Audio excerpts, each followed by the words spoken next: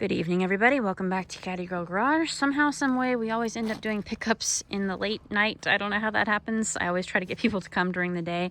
But right now, the 58 is getting picked up, and it is on its way to its new owner in Poland. So we're excited to see it leaving, and thank you for tuning into the video.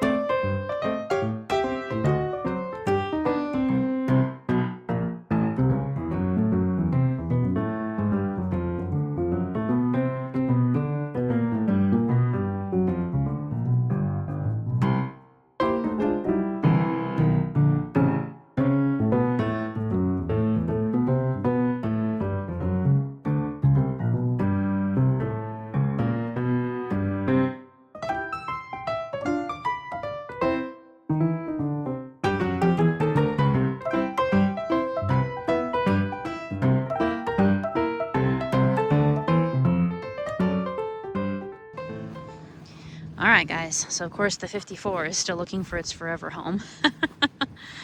But anyway, the 58 is now leaving and headed to the docks down in Compton to get put in a container and then headed to Poland.